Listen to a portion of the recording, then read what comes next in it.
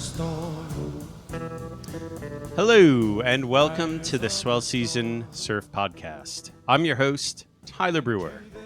In the fall of 2002, I had set about on a trip, or a journey if you want, traveling from the slabby reefs of Ireland down through the famed beaches and points of the Basque Coast, along the dry tip of Portugal and Spain, finding seldom surfed reefs and points, and then on down to Tagazout, Morocco for leg burners. In all that time, we never used an actual road map and definitely couldn't use our phones. But we had the Stormrider Guidebook, a holy Bible of surf travel. It served as our North Star without giving out too many secrets. It gave us a foundation to explore and discover, and of course, score some insane waves. For those of you uninitiated, the Stormrider Guidebooks are some of the biggest, most comprehensive guides to the waves on the planet's surf. The Stormrider Guidebooks explored every dynamic surf zone known to man, from every world-famous beach to obscure reefs on the fringes of the known surf world. These books are the Lonely Planet guides of surfing. And it takes a certain obsessive mind to thoroughly go through surf spot after surf spot to document every element you would need to know about a certain break. What tide is best? Which direction swell works? How heavy are the locals? Where to eat? Which surf shops to check out? And so much more. It's truly a masterpiece. And the author is Bruce Sutherland. And to say he's obsessed is an understatement. Bruce grew up in Sydney, Australia, but eventually make his way to the UK and, more importantly, Europe. Eventually, he and his guidebook partner, Ollie Fitzjones, would launch the Stormrider Guidebook and publishing house Low Pressure, which would then eventually evolve into London's first proper surf shop. Bruce and his partner, Ollie, recently launched the online version of the Stormrider Guidebook. And holy crap, this thing can keep you occupied for hours upon hours with daydreams of surfing empty points in Angola, to crazy perfect reefs of the Maldives, to the obscure spots of Pakistan. It has everything you need without giving away the farm. It leaves much to the imagination and hopefully will inspire all of you listening to go search for waves outside your comfort zone and beyond the surf camp walls. And I am so stoked, and it is my absolute pleasure to welcome onto the show Mr. Bruce Sutherland. Bruce, welcome to the show, mate. Wow. Well, thanks very much for that extremely kind introduction. Although I have to just correct you slightly. Yes. In that when I met Ollie, he'd already started the process some years before, actually, and he worked. He met a Kiwi guy on a building site, and Tim Ranger. He was instrumental in getting the Stormrider guides going. And then they opened the surf shop in London in Notting Hill in '92, and that's when I walked in the door. And never left. Oh man! So, yeah. Well, thanks for correcting me on that. Yeah, no, that's fine. Ollie is kind of unusual in that he was what you guys like to call a Val. And vulnerable adult learner. I love it. That's it. Yeah, but oh my God, he went hard right from the get go. I think he was mid-20s, and he just got one. You used to get these crazy round the world tickets that were cheap as hell, and mate, he went around the world with a hot stuff surfboard and very little knowledge, and certainly not much surfing experience. And he ended up surfing. He spent a bunch of time in Oz. And then next place he finds, he's in the Cook Islands, then Huahine. And he's surfing with the locals in the mid-'80s. Wow. As a complete, kind of newbie. Yeah, I yeah. mean, he's decent, but he really dived in at the deep end, and then he eventually got back home before erroneously getting off the plane in Mauritania. He thought he Ooh. was in the Canary Islands, and he got off the plane. He was going, "That's funny. Nobody else is getting off the plane." And the plane only stopped there once a week, so he spent a week in a compound with Holy. no money, no equipment, and this family just looked after him. And then when the next plane came in, he got on and flew like 50 minutes to the Canary Islands. Well, were there Um, waves in the Mauritania island then? At least to sustain them. Mauritania does have plenty of surf, but it is Sketchy. extremely well. It's always been sketchy from a political and Yeah. little issue of war and mines and all that stuff. But I think you might have come across the footage of there's a large pier Yes. near the capital, Nouakchott, Hmm. and that's where most of the surfing goes on because the rest of it is Sahara and just blown out beachy. So, Wow. but Damn. anyway, yeah. So that was Ollie's story, and so I came into it in '92.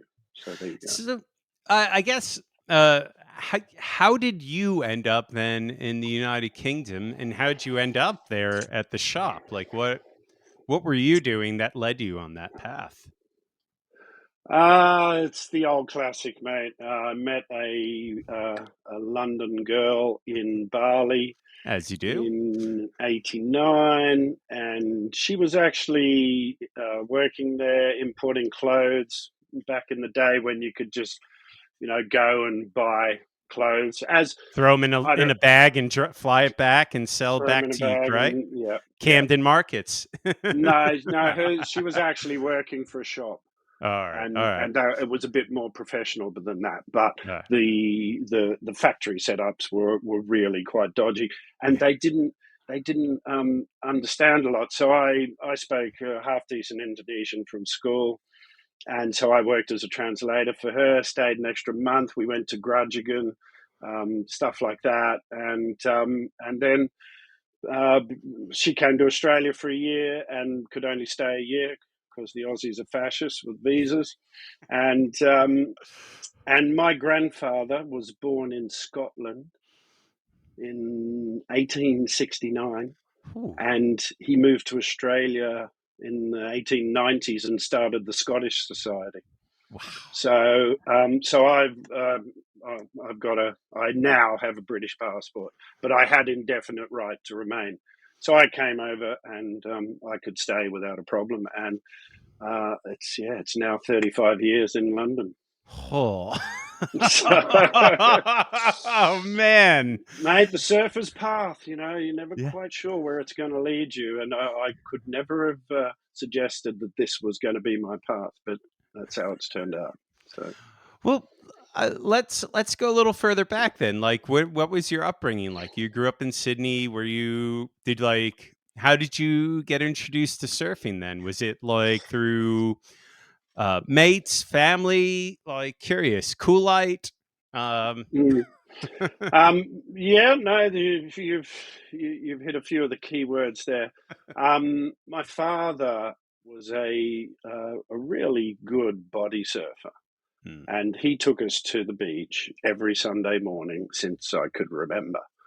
So we first learned to body surf, then we got surf mats, rubbed all the skin off our stomachs and nipples, um, and then Kentucky Fried Chicken used to give away a free yes. foamy with Hmm. a family bucket of chicken.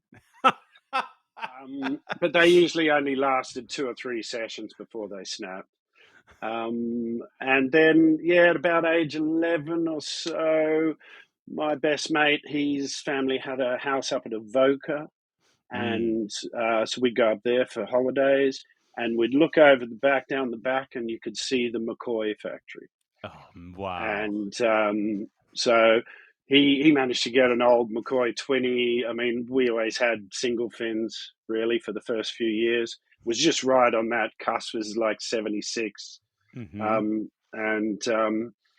And we learned to surf at Avoca, but the guys out the back ripping were Shane Horan, Mark Oh, Sainsbury, that whole crew, and they wow. had their laser zaps, and we were just like in awe, just going, "Wow, look at these guys, bloody gods!" We're just struggling in the shories. Um, but from there, then high school. We were one of the first schools in New South Wales to get surfing as a sport. Oh, A couple of our science teachers surfed, so I gave up rugby and we did surfing for sport, and just got the bug and spent every weekend down the beach, and yeah, grew up in the DY area, oh. surfing Long Reef, DY. Did you then did you always have like a wanderlust to travel then? Was there like Mm, were you influenced by Morning of the Earth and all of that sort of kind of travel that was going on in surfing around that time, or were you just kind of just everyday surfer and go on an odd surf trip? mm. I've given this a little bit of thought, and I think the seed may have been planted. Oh. My father was the secretary of P&O Australia, the shipping company. So Mm-hmm. every year, our family holiday, we used to do what we called the milk run, which was like um, Brisbane, Vila, Nuku'alofa, back down to New Zealand, back around to Sydney, all Tonga. We never went to Tahiti, but basically all the Pacific Islands. Um, as a kid below 10, and then we went round the world when I was like Wow. 7 by ship. So that was 3 months on a ship.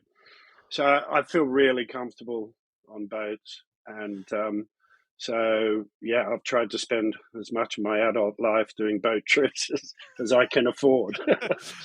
So, so it must have been really painful when you had to watch In God's Hands and they're on this ship. I don't know if you remember that movie and saw it at all, but I've seen In God's Hands, yeah. and they're like on the ship and there's a half pipe on the ship and they're skating and you're like, this is Yeah, not happening. This did not yeah. happen on No, cargo but ships. you What would know, you do with your time then? God, as a kid, no phone, no iPad, no tablet. Just gotta no, like perish the thought. cruises, be a kid or be just totally gaga retired. Don't be in between. As kids, we had the best time on the ship. There's 3 Oh, swimming pools. There's all wow. sorts of games and activities. They used to look after the kids. And then you arrive in some tropical paradise, and you go on land for a day or two, or more, and then continue on your way. It was definitely a formative part of my upbringing that probably has resulted in me, yeah, enjoying a bit of travel. Do you think those early experiences, and I'm curious then, like your with your parents and their influence, like do you feel you learned how to travel properly from them because of those experiences? And what I mean by that is like on your site, on the Stormrider Guide site, even like there's this section where you talk about being good travelers almost and being respectful of the culture and spend money Mm, with the local people and all of these things that I think early surfers kind of had, like surfers of the 70s and 80s, I think had that kind of more mindset than I think certain surfers today potentially.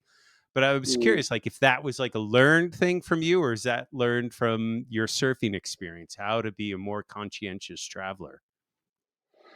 I can't claim that that my formative traveling years had any positive effect on that.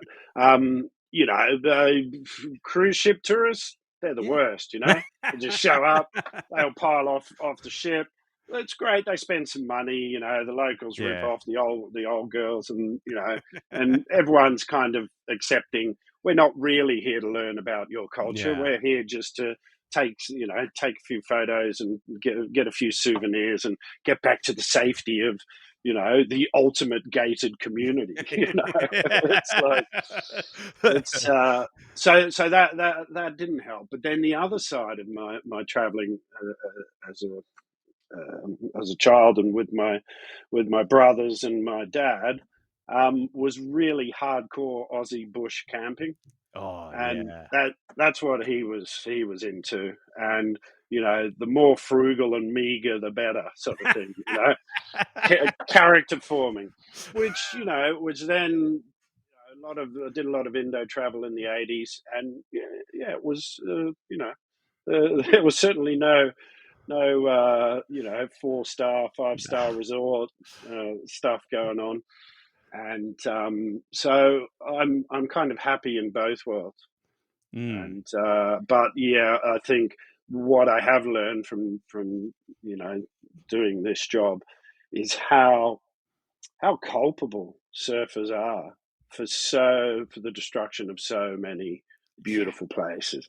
I mean, my first trip to Bali was 77, I think, and Oh, it was just, it was proper paradise. And I went recently, and yeah, it was. it's a bit depressing, I imagine. Like, It was pretty hard. So but that's the world we live in. There's always going to be progress.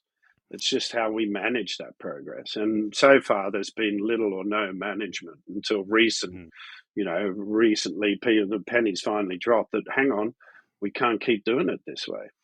So yeah, it's interesting because, like, I'm sure you've seen, like, one of our recent podcasts. We had Rebecca Cooley on, who did the Point of Change documentary on yeah, Neos, and like, yeah. I met her at the London Surf Film Festival, and we had a very interesting discussion. Yeah. you want to expand on that? What did you Uh, guys talk uh, about? well, no, just more about. I mean, her film was brilliant Yeah, because how it focused on how surf tourism had affected the lives of the people that live there. yeah, But uh, what what I was drawing parallels. I don't know. We do a book, Surf Stories Indonesia, yes, all right? So Kevin Lovett did a piece in there on well, it was basically the custodians of the point. yes. Um, Surfer's Journal piece, Story, the journal story, but he circa also did '99. but he also did a piece on Sagan Galen, who was a Niassian warrior during the Dutch Yes. invasion, and the Yes. parallels are just insane. It's like, and it's such a brilliant story. And again, this is something you can now get on the new website. We've got space to put all this new kind of content that we couldn't always fit into Stormrider guides. Yeah. So, but anyway, sorry to interrupt you. No. Just reminded No, reminded me go. of that conversation. Well, I think, like, so I guess the question is, like, so the Stormrider Guidebook, like, and I'm curious, like, what was the initial reaction to the book when it came out? Because I imagine a lot of surfers would have been upset seeing that at first, right? Like, because it's like, oh, they're exposing our spots and whatever kind of stuff they want to rant a bit against. And I'm curious, like, what was the initial reaction, and how were you able to mitigate some of those reactions and calm some of those fears with it? Um, okay, so first of all, we had so little negative feedback from Amazing. locals, so little. And the first volume of Europe, um, it's funny because a break came up. We had included in South Wales. Yeah. Nothing special. Just Yeah. another break, and there's a bit of reef, there's a bit of sand. It's has its day occasionally. And a few locals, got in touch about that one. There's another wave further north, and we went, okay, we'll take them out, and we took them out, and since then there has been virtually no negative response to any breaks. It's more the opposite. It's more the, hey, you missed this one and this one and this one. And it's like, guys, the idea of a Stormrider guide, as you said in the intro, give you the main surfing areas. Yeah. And then in between those, there could be dozens more. But these are really good points to start your personal search with. And and not take away that complete, hold your hand, take you to everywhere. Use a bit of initiative and look around that headland. Who knows what's there? It's still true to this day. So that's where we've always come from, almost to the point where I've been in Ireland, at some of the more sensitive reef areas, and I've heard the locals talking to visiting surfers. If it's not in Stormrider, you don't surf there. Okay? It's like, unless you got someone with you. Yeah, because they were the ones who put the information together. That's wild. So that's how we've mitigated. It's not what we think. And although we've traveled to many places, and I've got to call out my my French colleague, Anthony Colas, who is almost certainly the most well-traveled surfer on the planet. I think he's surfed 58 countries. He's surfed places in the Black Sea and Russian, awesome. all the and he's the world's #1 surfboard aficionado. That's discovered a title. He's written books on, but they're in French. I was thinking of translating, but it's it's a very niche market. He discovered the Bono, which is one of the craziest, most seminal surfing experiences you could ever have.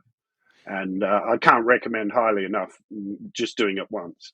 You did it. You did the Bono. Oh, in Sumatra? Well, Anthony discovered it. So we were there just after the Rip Curl Search film with Karen. Can you just set it for our listeners? Just explain what it is exactly, the Bono, and where it is a little bit, roundabout way, just so that they know.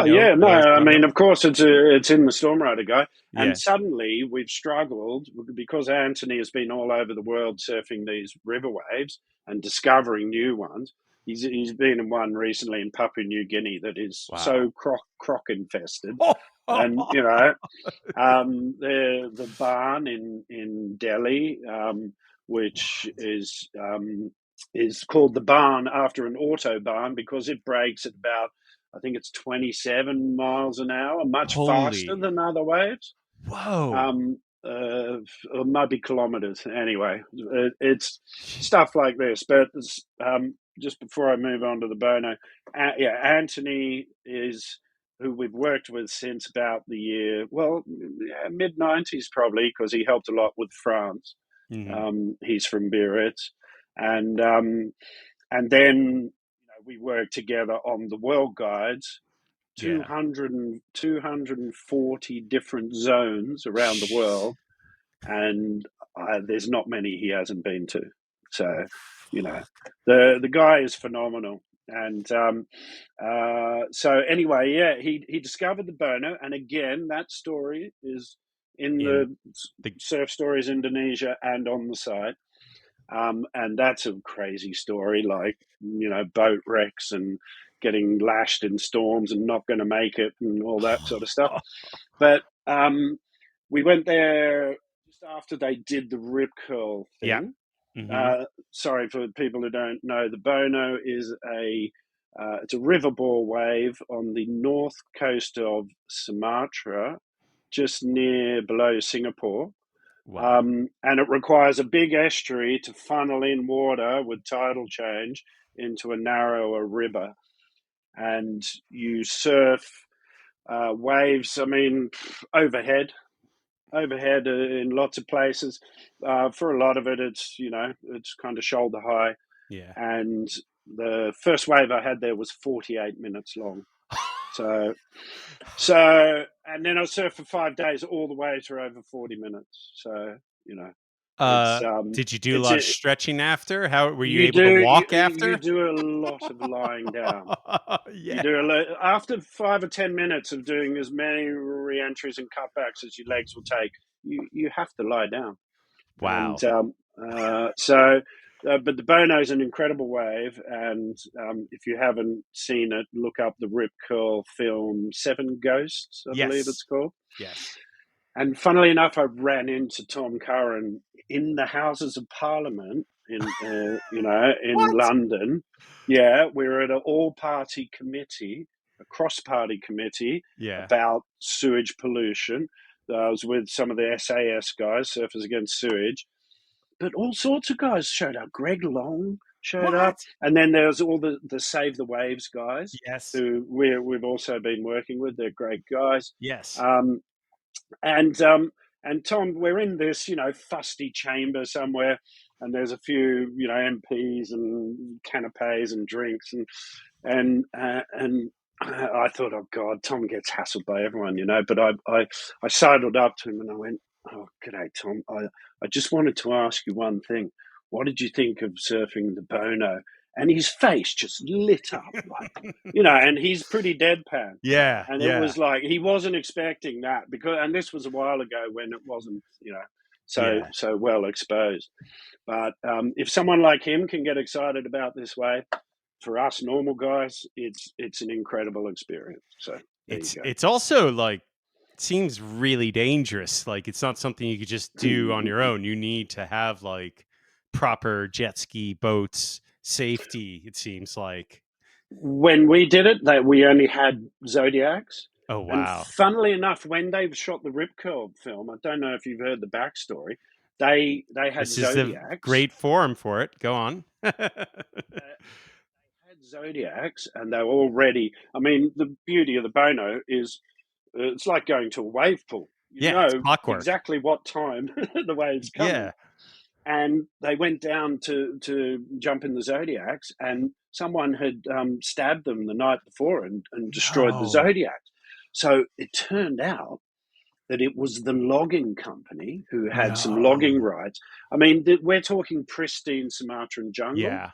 at first, and then it changes to Clear palm cut. oil. No, Shit. palm oil. Oh. And then over on the other side, there's a big logging point where they load it up and ship it out. So there's vested interest and a lot of power going Yeah. on there. So this logging company thought they were Greenpeace, activists. Oh, they really did. And Wow. so they destroyed the boat. And then somehow Anthony managed to work with Eddie, who's the guy who runs the whole Bono operations. Mhm. They got through to the government, who got through to the logging company, and they came through. They were like, "Oh, okay, we made a bit of a mistake here," and they let them use their helicopter. You know all those No. shots? Yeah, It yeah, was yeah, all yeah. helicopter. So it kind of turned out. But when you're in a Zodiac, in a river bore, you would not believe the maelstrom that happens behind the waves. It's Oh. like, I describe it as being in a mogul field. When you're skiing and you're in a Yeah. mogul field, and then you Yeah. start getting out more and more out of control. You come off one bump into another, and you end up like vertical in the Zodiac, like holding on for Holy dear shit. life, looking backwards, going, which way are we going to go? It's so weird. And the amount of water that moves is like nothing you'll find in the ocean. It's super sketch and Yeah. scary, but I haven't done it for I don't know 12 years, and now they've got jet skis and it looks way safer. And Yeah. Still got so crocodiles though. yeah, the week we were there, two kids, one of them got bumped out of the canoe, and one of them got eaten. One made it Oh. home. There's a really interesting fact that Anthony's very clear on, because he surfs the one in Malaysia Yeah. on Borneo, the Benak, and there's a shrine for all the all the people who've been killed by crocs, and he reckons 97% are between the ages of 10 and 15. The Damn. crocs, no, they don't Vulnerable. go for old salty dogs like us. No, Yeah. too big. We'll just Meat's not as good either, it doesn't taste as fresh. yeah. I mean, who eats mutton when you can have lamb? Yeah, you want veal, man. That's what they're thinking. So yeah, that is an issue. Along with I think there was an 8-meter python found in the village, with a human remains inside. So, listeners, if you are looking for a real adventure, Hey, but you know what? Yeah. As a surf trip, that village was the most unreal breath of fresh air, because suddenly nobody had ever visited it before. It floods twice a day Yeah. on the full moon and the new moon. All the houses are up on stilts. The kids swim around in the streets. It's cut off. It's really, really, Remote. kind of isolated. Yeah. And now it's become this bastion of surf culture, where they're all surfing. Like when we were there, we were surfing with one girl called Vicky, and she was brilliant.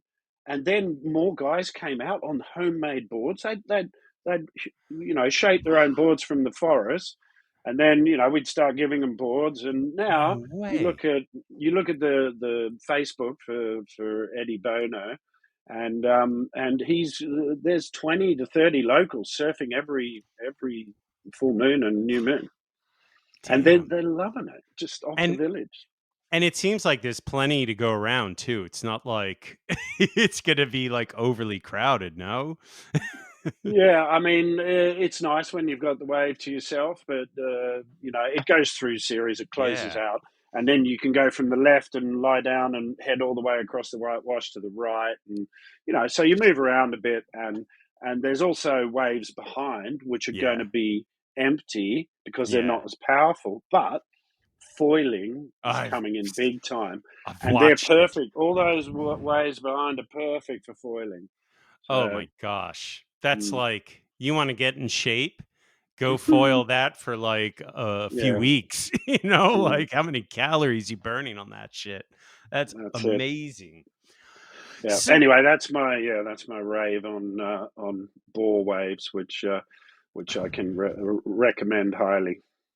So I want to then kind of circle back then, like, how did you come about like the Stormrider Guide with Ollie and everyone? Then you just like walked into the surf shop in London, were like, hey, or what? How did that come about?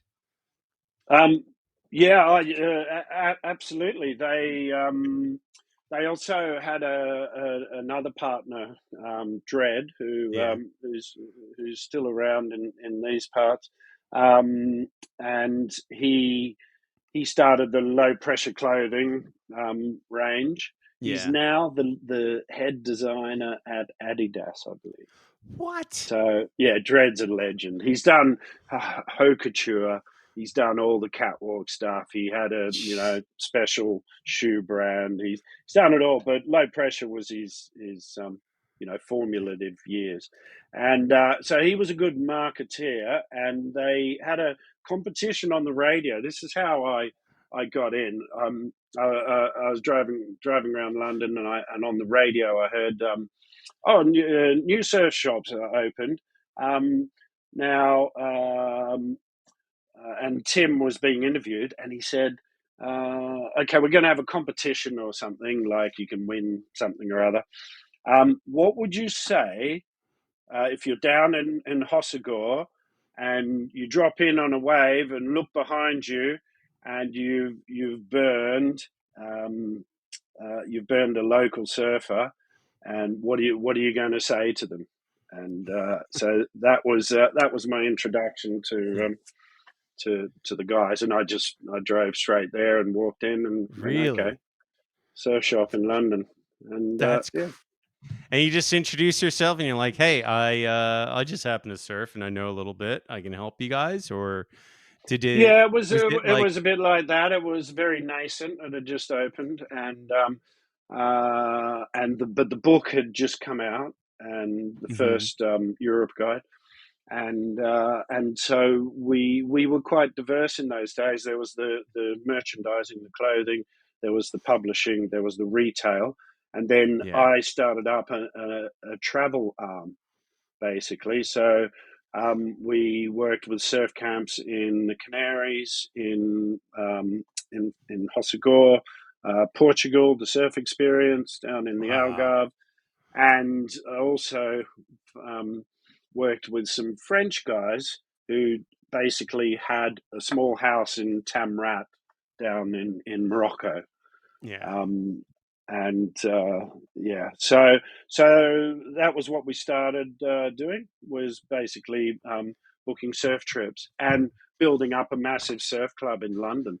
We had 600 members, I think. Wow. There's that many surfers stuck in London. So As my and my brother is one of them. your brother, exactly, yeah. You know, so yeah, so it was, we all had this vision of the lifestyle, but Hmm. what were the parts that we needed to bring together to, effectively help that lifestyle? And so they all worked quite well together. Aside from, retail is really just an ugly business. Yeah. Retail is not we fun. I grew up in it. Yeah, you know all about it, and we had 15 years in central-ish London, Notting Hill, Yeah. really expensive area now. Yeah. I mean, the shop rent went up something like 370% over those 15 years, and while at first we were the only place in London where you could buy a Quicksilver T-shirt. I Hmm. remember the crew from Quicksilver in France. They, when they saw how many we were selling, they quickly came over and they opened a store in Covent Garden. And so that was the end of that gravy train. But they went bust before we did, Yeah. because they were just there to make money on fashion, where we were there for the surfers. We And the often lost community. money. Yeah, we lost money selling a surfboard, throw in a leg rope and a bar of wax. It's like there was no money in equipment at all. But No. yeah, it was still just the right thing to do, and we had, we had a whale of a time, needless to say. It's something unique about urban surfers or surfers who are in urban areas like London or New York, I find, where it's just, you know, there's not supposed to be surfers there, and they are, and they're just, Mm, I find them to be so much more fascinating than mm. surfers on the beach sometimes. I'm curious if you found the culture of like the London surfer and how you compared it to your upbringing, but also then like the Cornish surfers or the surfers around the UK as well. Um, yeah, I mean, way different from Australia, as you know. The Aussies can be a bit brusque, whereas all my experience of surfing around this rock has only been positive. Never Yeah. had any real negative vibes. Providing you know what you're doing, and Yeah. and you're not in the way, then coexisted nicely. I think what you're talking about is that urban surfers, because we don't have it on tap, we are We absolutely froth. frothing when it's time to Yeah. go and get a wave. Which is, I know you came over and tried it last year, but the wave at Bristol has Oh, kind of changed my life. I mean, it's godsend. only 2 hours, half the drive to the Yeah. coast, and in all my years of surfing, I've never been guaranteed waves except the river balls. That's a Yeah. guarantee as well. But you never know how big, whereas at the wave you do. So I yeah. it that wave is so fun, and like obviously there's one they're working on for London as well. Uh I'd always thought you could surf the Thames off of like ferry wake or something. I always saw Mm, like I once mm, found like a little section and saw like such like if it was just another foot bigger. I was like, oh, this could almost be like Ben Gravy rideable style. Yeah, I hear what you're saying. Funnily enough, we spent a lot of hours around the campfire talking about this in the 90s. Yeah. And in fact, one of our friends, Ulrich, who was the distributor for Billabong in Germany, he was one of the earliest getting a syndicate together to build a wave pool. And Wow. oh God, he had such a hard time. I mean, it's a really hard thing to do. But imagine, 25 years ago, it was like you're crazy. Yeah. But what me and Tim came up with is, I mean, I've always thought the problem with wave pools is a lot of it is the water. Yeah. And so, wouldn't it be better to create waves down the coast in Cornwall, where there's already the bathymetry, Yeah. and all you need is the swell? And Yeah. so we came up with this idea that we get an old cargo ship with a big crane on it, and then you get a big ball. It's kind of like the reverse of surf lakes, Yes. Yes. but that you either drop it off the crane, Yeah. or the crane goes down and just goes boom and just Yes. sends out the swell. But then we said, how do we get people to pay? Like, there's no fence, there's no gate. It's like, running up and down the beach saying the waves are going to be good in 10 minutes. Give me some money. It's not going to work.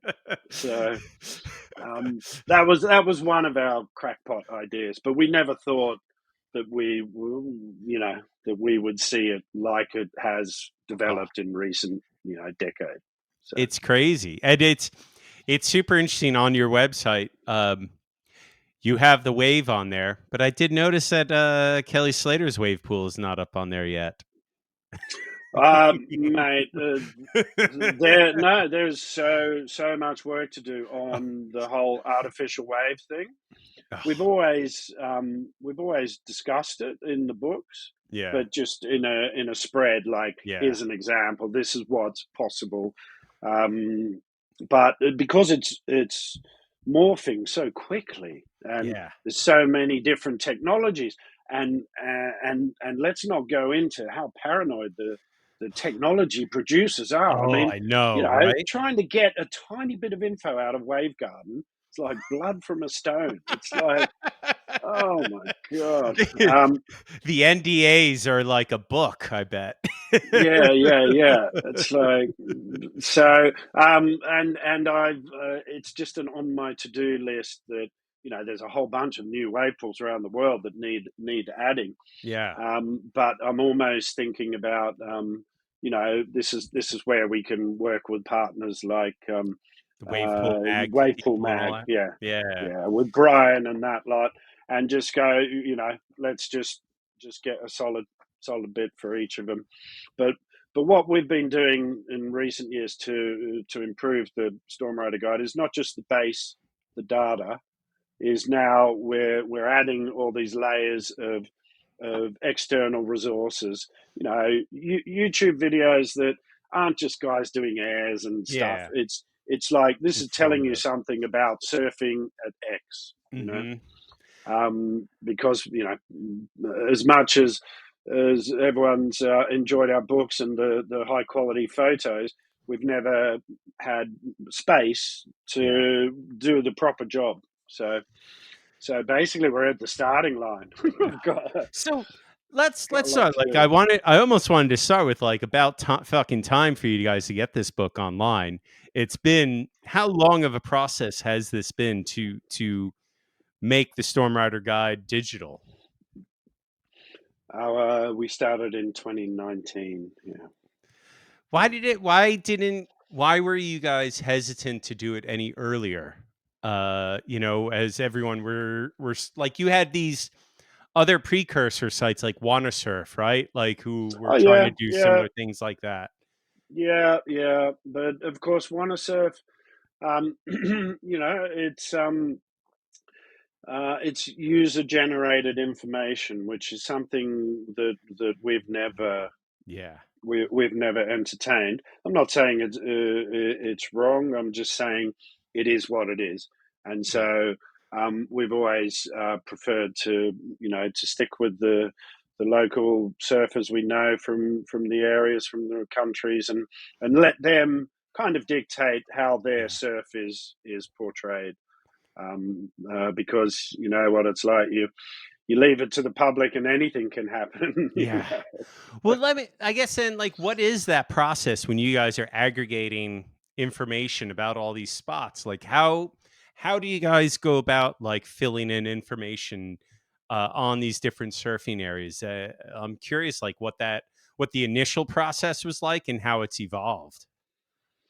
I mean, initially, Ollie and Tim jumped in their vans and drove all over Europe and just met all the guys in the areas, and and were just upfront about it, that's why it is kind of so it has been so um, that there hasn't been too much controversy, Yeah. because these guys were, the proper guys in the industry. Hmm. You've got Morris Cole and Oh Tom my Curran helping gosh, us in France. Hossegor. You've got you've got all the Pukas guys helping us for Basque Country. We got Nick Aricchio, Cemente Surfboards, Portugal. We just met the crew, and they've supported us ever since. Well, So, who do you got in New York? Who's the New York guy that I should know about? who's the New York guy? Well, when I came through New York, Yeah. I didn't run into you, and Well, I was probably uh, a young man, yeah, sprightly yeah, Brock at the time. yes, yeah, yeah. So I'm trying to remember, and it evades me right now. But there was a couple of stores in New York. There was one downstairs over in Pipe was Dreams it on the Pipe Upper East Dreams? Scene. Yeah, Yeah, so I sat down with those guys, and I did went through some of the breaks. Had already epic. surfed out to Turtles and back, and Nice. and just went through it all. A few other shops. I didn't go to your dad's shop, unfortunately. Hard to Um, get I, to. yeah, I didn't know. I didn't know about it. I was, It's all back in good. those days. I Yeah. had a pager was the best I could get to communicating with Yeah. people. But yeah, it just worked like that for certain areas where we actually did research trips to. But otherwise, it can be as simple as contacting the National Surfing Federation, Mhm. or I mean, just really, people often come to us, which is nice, because I think we've got to understand that there's a bit of quid pro quo, isn't there? Because all I always say this about the gnarliest locals, they unless they're never going to leave their town, that they really don't have a leg to stand on, as they go on their Yeah. annual Indo trip and expect to get waves. Um, but that aside, I think because people have benefited from the information when they've gone on trips, that they go, yeah, this is a good thing, and people also, hopefully, they realise what the Stormrider has done is, rather than concentrate people in one spot, is it spreads them out across a whole region of spots, and trying to get people in the right spot for their abilities, which is now what the website is going to be so That's good at. great. How? Yeah, is never have we Yeah. ever had any way of filtering our personal preferences against the world's surfing locations. So I could create a mixed list, like almost like a mixtape of waves, and then I could be Exactly. like, "Oh, hun," like go to my wife, be like, "Oh yeah, this is my playlist of surf waves. If you ever want to take me on a birthday surf trip, here we go." Yeah, I mean, our strapline is discover your perfect break, not Mm, mine, yours. Because if you put into the filter, I want beginner friendly waves, or I mm, want we've still got a lot to add to the filters. Like, yeah. eventually, we're going to have I want 6 foot, no bigger than 6 foot over sand. I Mm, want lefts, and I want to wear board shorts. And that yeah. will spit out all the places in the world where you're likely to get that for a given time period. And then along with travel features like, do I want to go to sub-Saharan Africa and feel very unsafe? And Hmm. I'm okay with that. Or do I want 5-star medical treatment? So I'm Mm. only going to surf in Europe and stuff like that. Do you So go on? Sorry. just going to say, these filters are a powerful new tool that we've always had the data for, but no way of doing it in a paper form. Is the site So headless? Is the what we call headless, I guess, the technical term? So it's like real easy to search all this sort of stuff. The only reason I oh, asked this is because I worked with your boy Mark Auger, who helped design the site. So it was a constant discussion we had. I just got off a chat with Mark before I was speaking to you. Yeah, no, he's a bona fide web genius, isn't he? Yeah, Um, and he often cuts through, the crap. yeah. Um, but I don't quite understand headless unless chicken is involved. Um, and but I do know that on stormrider.surf, you can search directly. Just put in a name. Just put Yeah. in, pipeline or whatever it is. Montauk, Hmm. and get those results from regionally breakwise. If it's country, there'll be country there as well. But you can also use our world map, and you can just zoom in Yes. on pretty much all 5,000 surf breaks. But what we ask is, I don't know if you can see this, but It's a stack this of is books right like there, this listeners. is It's a ton of hefty our stack. books, and that would cost you, close to £300. So maybe $370.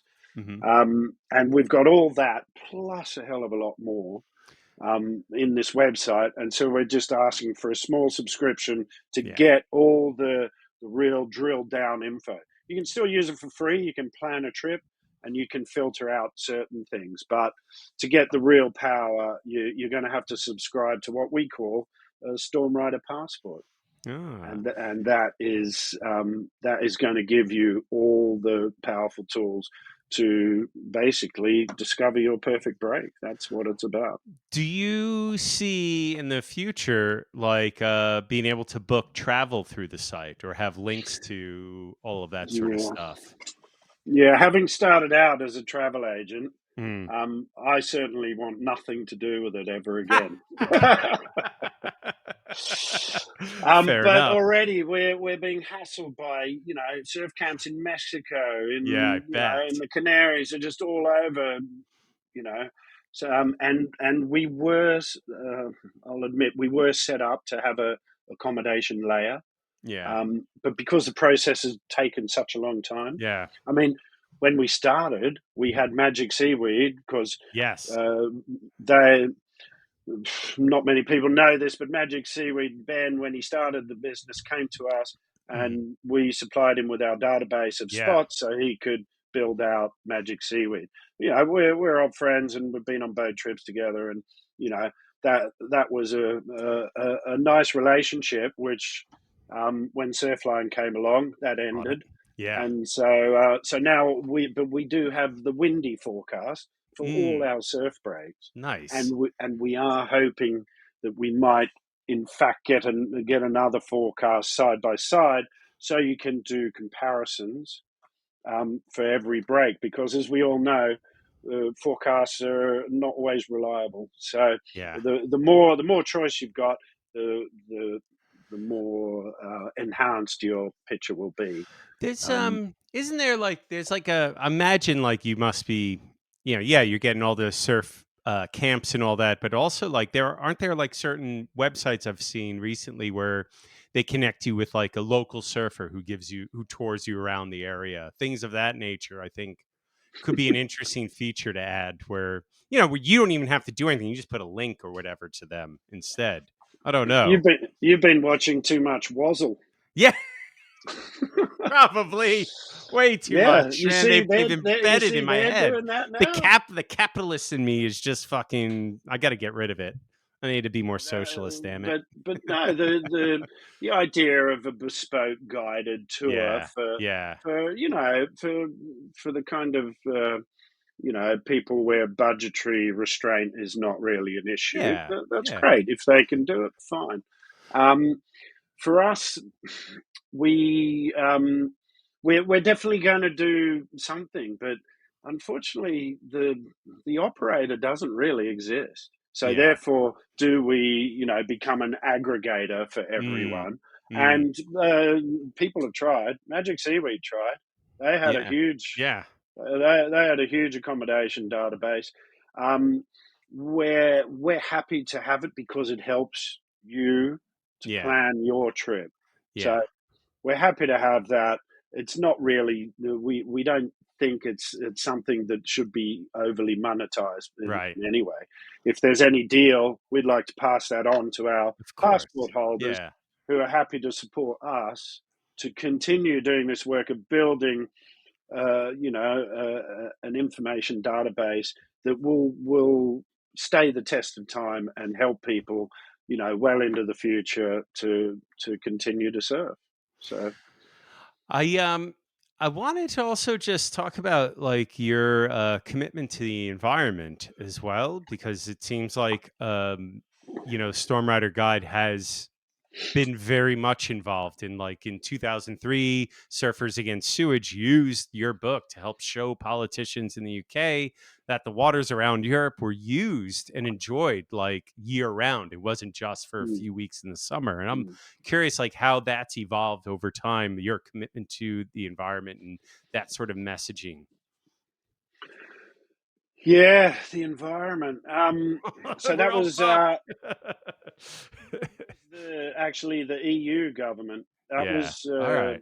presented to the EU, and we, you know, we had built up some data. Mainly, the guys at SAS had collated some of that. But funnily enough, right back in the beginning, when Ollie and Tim were just, you know, starting the research, we just met Chris Hines from SAS, and they hadn't started yet. Wow. And Ollie's mum spent an inordinate amount of money on a test kit that they use for they use in relief works in Africa for testing water and stuff. Wow. It was like $1,500, which at the time was a fortune. That's a lot. And even and today. so we started testing like down at Newquay. Yeah. And they were flying a blue flag and saying all this stuff, and we were testing, going, "Hang on, guys, that's not what's happening here," you know, because the water companies were doing all this illegal stuff, which we now know about, has become common knowledge, of opening combined sewage overflows when nobody's watching, no one was monitoring, they could do whatever they want, and just really how bad the water quality was. So once we presented that to the Newquay District Council, they just shut that down quick, smart. Wow. So that never saw the light of day, and that kind of was one, you know, just one of the moments that spurred Chris to really, you know, go hard on Surfers Against Sewage, and God, he's done an incredible job. So, yeah, we tried to keep our environment was comprised of the environment would be pollution, erosion, access, hazards, and so those were the four things that we tried to collect pretty much for all of North America and Europe. Wow. We had to drop it for the world format because the world format had to be. It's a lot there. Yeah, but if you look in older World Volume 1, 2, and 3, the third volume, the second volume had all the information in the introduction chapters, Mhm. and so we have a large database of historical facts. And when Yeah. I came down and when I did the whole East Coast, I went to virtually every Surfrider chapter. Nice. Met the crew. We've got background with all that, and I have this vision in the future of where we aggregate a whole bunch of this stuff. We're working with Save the Waves. There's all these disparate little battlers out there, doing their best in their little home patch, like little terriers, and Mhm. be great to turn us into a pack of Doberman. That would Ah, that would be really nice. if But you could, I mean, if that is, if you could connect a lot of those groups and find a way to share best practices and data information, like, holy crap, that could be game changing for at least like the surf environmental organizations out there and everyone looking to protect their beaches from all of these factors, from like, here in New York, right? Like we get blackballed in the summer for most of our mm, beaches and we got to pay to get on the beach, and all of that information, like, be great to see how other people have dealt with issues like that in other parts of the world and be able to apply what they did here or what we do elsewhere. mate, from my experience, you're the only losers in the world who have to pay to go surfing for the I day. know. It's It's like when insane. I first experienced that on the East Coast, I'm going, "What? Are you joking? Is this for real?" Dude, it's Like, insane. it's so insane. It's so must be against everything, in the Constitution and in federal law Yeah. about the high tide mark, all that stuff. Yeah. It's just a bit of what do they call it? Opportunism. Yeah. So yeah, I It's don't know how you guys get out of that, but those stories from last summer, that oh, kid who got beaten up. I mean, oh, in New where, Jersey, it's crazy. yeah, well, He didn't have his like, beach get a pass, life. so he gets fucking beat up. Like, it's so fucked. It's crazy. And it's funny, like what I love about Rockaway Beach here in Queens, at least, is it's free. It's a city beach, it's a public beach, there's no charging to get Mhm. on, and it's the most diverse beach you'll ever see, potentially. Like, it's just Mm, people from so many backgrounds hanging out, bonding together. It's wonderful. But then you go to Long Beach, you almost got to pay like $20 to get on the beach, and that's per person. So if you're bringing a family, forget about it. Like, and I've mm, been to meetings where I've heard people say, I want to charge on the beach to keep the riffraff off the beach, which is code for keeping minorities and people who don't look like them off the beach, which is also for New York, like the parkways that we have, the roads that go to the beaches are mhm, called parkways, and they were designed by Robert Moses so that mhm, no buses could go on them, so that people who didn't have money to drive to the beach, who didn't have mm. cars, couldn't get there. And so it was a form of racial segregation, basically, which is all Yeah. whole crazy shit. I was terrified of the parkways because I was in a motorhome, and just like, oh no, I can't get railroaded onto here or I'm in Dude, they're trouble. so And brutal. but Fire Island. What about the Hamptons? The way Yeah. they ethnically cleansed the Hamptons Yes. was by there is no way you can ever stop in your car unless you own a property Yeah. there, and You so can't you're park never getting on the anywhere. beach. You can't park. If you can't park, you can't stop. You Yeah. can't. You need a You permit. It's so yeah insane. It yeah. is No, it's crazy. but We have a what one savior is that generally in New York you're surfing in winter, yeah, and off season. everything kind of is less policed in winter. Yeah. Once you get past Labor Day, you're good. And then you can just go pretty much anywhere. But Yeah. it is funny, and it's super interesting that you say like we're like the worst. If you've seen anywhere in the world, this is Mm. probably like the worst. Yeah, yeah, uh, yeah. I want to ask then, like, what are your thoughts on like privatization of certain surf breaks, like they did in Tavarua and other places around the world? Like, Nihiwatu. yeah, things of Mm, that nature. Like, well, come on, mate. Money talks. We shouldn't be surprised. I didn't know if you Um, felt like it's a way of them protecting the place and giving back to the people. Like, I don't know what those models are, well, you know?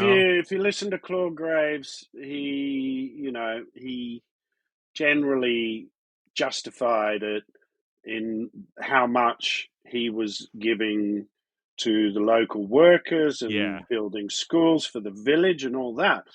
But what happened to Tavarua would also happen in Sumba, Yeah. is that then that one particular village just rises above all the others, and then jealousy comes in, and then it's just like, well, this is worse. Like they're Yeah. fighting amongst themselves over Oh, this money, and it's all about money, which they didn't need before the surfers came along. They were doing fine, you know.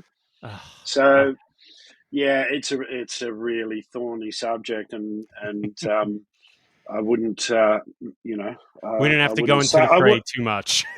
Yeah, I just wouldn't say there seems to be any obvious, obvious answer other than they Yeah. have been extremely rare. There's not been many cases of them. And when the Fiji government changed the laws in Yeah. that, they basically, some clever dick lawyer used the fishing rights to Hmm. transfer to surfing. Yeah. And, I mean, the guys monetized it. They did well out of it. And, that's in the past now. But, providing, the age old way of doing it is your East Coast way, just prevent access. Yeah. And once the access is gone, then you're in real trouble. Yeah. It's true. That's and so that goes on all the time still. So and also I think if they're doing it in the middle of nowhere, those things kind of look after themselves. Mm. So yeah. How do you feel then of like how surfers have become as travelers over the years? How that's evolved from like when you were young and traveling to now? Like, what do you think surfers have evolved in a more negative, unhealthy way when they travel, or more positive, or do you think it's just such a huge cross section and so many people surfing you can't put it all into one box? But I don't know.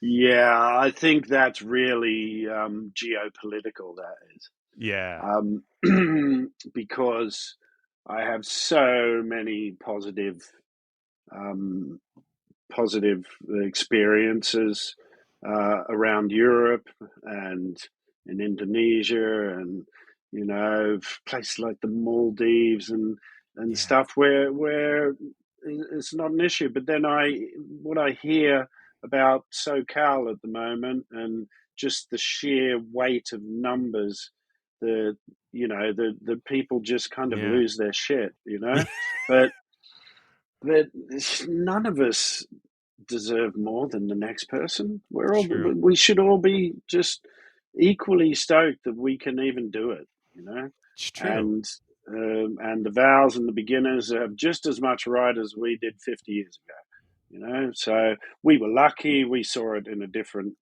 light, but we can't be holding on to bygones, Bloody hell, Totally. Trump's in the White House. Come on. I You know. know, you got to change your way of thinking. Seriously, seriously. I've had to a lot. So, I think in a lot of ways, surfers are way more tolerant Hmm. these days, Yeah, because they're better educated, and we as a society have got rid of some of the things that were acceptable in the past. Particularly along racist and sexist lines. Um, but equally, there can be pockets where it's just toxic and foul. You know. yeah, But fortunately, from my memories and through surf media history, yeah. those places the sheer weight of numbers, particularly in SoCal, has blown out all those. Even Lanada Lanada Bay, Bay. yeah. The weight of numbers, eventually they can't throw rocks at everyone. Yeah, It's like, exactly. and but that behavior, it's extremely myopic and like I say, I bet those guys have been to, Hawaii or Costa Rica or anywhere else and expected to be allowed to surf. So come on, It's yeah, it is.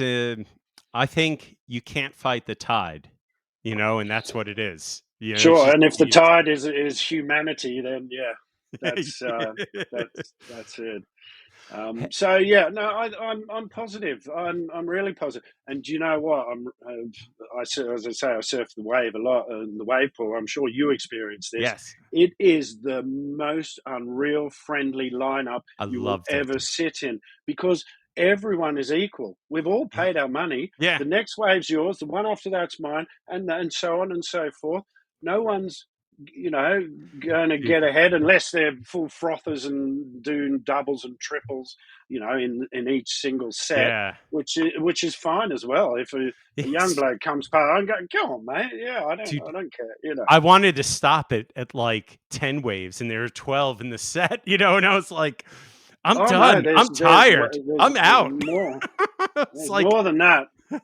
but like 14 and yeah, it was insane. Like I wanted to be done. I was so tired at the end of an hour session. I was like, I can't even go another session. It was so, it was I know awesome. it's a hell of a workout and all that. But what I'm talking about is Yeah. just the vibe in the water. Yeah. I mean, how much time have we spent in our lives sitting in Yeah. lineups in silence? Yeah.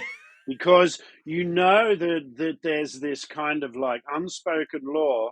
Well, if you talk to someone, either you get your head bitten off, or occasionally you actually might strike up a decent Yeah. conversation. But in the pool, that is all that happens. Is Yeah. everyone's friendly, and there's no competition. The Yeah. competition's gone, so therefore the vibe just goes through the The, roof. the only So competition is to get a seat in the sauna afterwards. there you go. um, Yeah. so Bruce, I gotta wrap up here, but I want to know, like, first, like, what your hopes and goals are for the Stormrider now online, and then here's your Mm. chance to give a shameless plug. Mm. Yeah, I mean, maybe I shameless plug before, and it's something that I have to say Yeah, that we are terrible at. And I also need to kind of also say, I mean, people come up to me and say, really nice stuff, how the book has helped them have some of the best times of their lives. I've yeah, even had kids come up to me. I think it was that night we met over in yeah, East London, yeah, and this kid rocked up because his dad had done Europe in the 90s, written in the margins of his yeah, Stormrider Europe, and yes. given it to his son when he was 18. And Oh, his son just like loves it. oh, So, but they're kind of directing it at me, and it's not about me. It's never been about me or Ollie or Dan. We're yeah, just facilitators. We put it together. We're good at that, but yeah, it's not what we think. We haven't put those words in the locals' mouths. yeah. This is the world surf community sharing, I love and it. for me, I think that's the important thing to understand.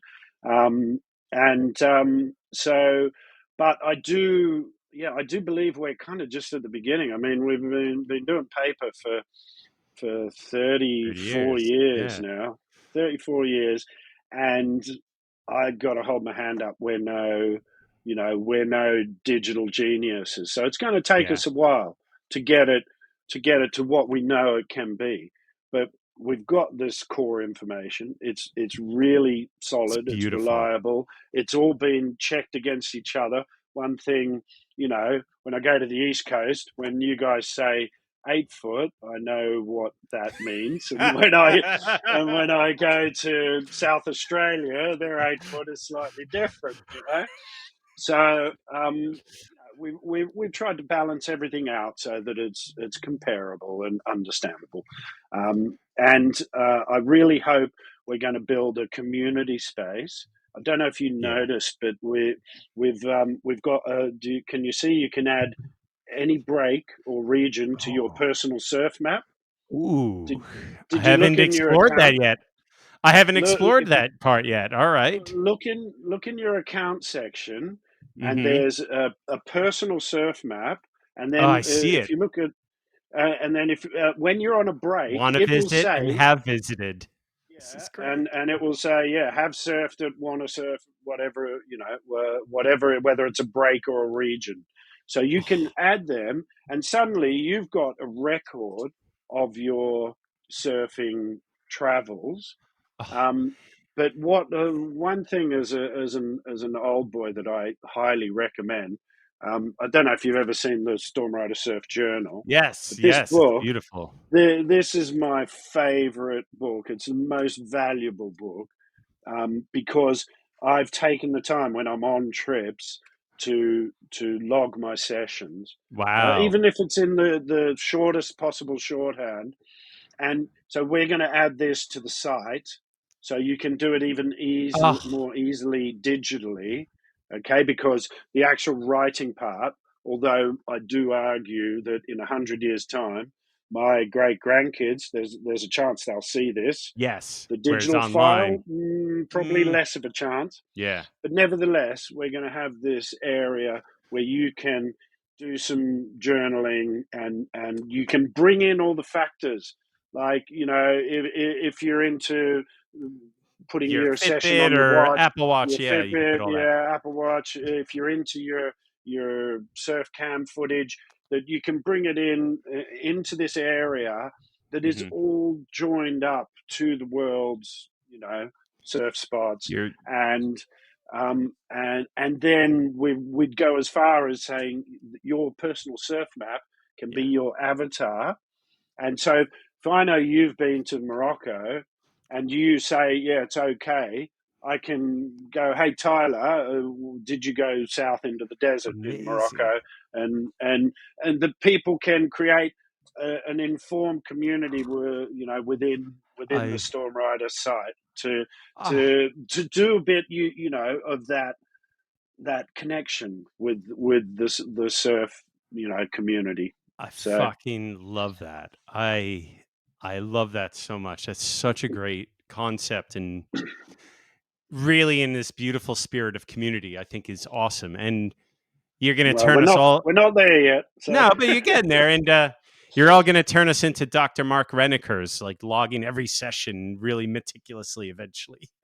oh, Dr. Mark, okay, um, okay, That's a good thing. but He keeps journals, like for 30 years of waves. But so where can our listeners find the Stormrider Guidebook and the website, and how can they log on? And is there social? Where can we go? okay. I mean, you can still buy the books, Yes, and of some course. people still just go, It's a great nah, gift. want the book, want the book. So we will continue to keep certainly the World Guide and Europe in print. I would say, and otherwise the whole shooting match is on stormrider.surf, Mm-hmm. and that will pretty much explain all. We have we are going to build our Instagram and Facebook bits and pieces, but it's not our focus. Our focus is this piece of work will Yeah. stand on its own, and and I was going to say we're terrible marketeers, which Yes. is true because for the last 33 years, the surf community's done it for us. Yeah. They have, how many people did you meet on the road in So Europe many. all those years ago who had a Oh, storm rider on the dashboard, and dude. then you'd end up talking, oh, did you go here and there, and We shared you know, notes. It was amazing, oh and yeah, like yeah, it was a thing that helped bring us together. Actually, too, it was this wonderful yeah. conversation piece. Can continue the sharing, and the amount of feral Aussies I met with black and white photocopies. Oh, cheers for the royalties, mate. Yeah, yeah. Well, But you know what I'm saying. So, yeah, yeah, just go to stormrider.surf. You can do a lot for free, but we're get not the we're not subscription asking listeners. for a lot for an annual subscription for a Stormrider passport, and that money we promise we're going to build this thing into something that's going to be really quite useful for decades to come. Listeners, Yeah. I highly recommend you check it out. Get a subscription. I'm just going to spend hours on this thing. I spent hours the other day just like looking up spots, and then I would cross-reference with Google Maps and then start to explore around the area. And it's beautifully done. It's very well designed. It's very easy to use. And I highly recommend you all get a subscription, listeners. Bruce, such a pleasure to catch up with you. Really appreciate it, mate. Thank you so much. And listeners, I go really on. Appreciate it. It's been a while since we spoke, but I have since been listening to keeping tabs. Your podcasting, which has just grown so magnificently. You deserve a lot of praise for what you've done, and bring back Stump My Bro, and generally just props to you, mate. Cheers, mate. Thank you. Let your children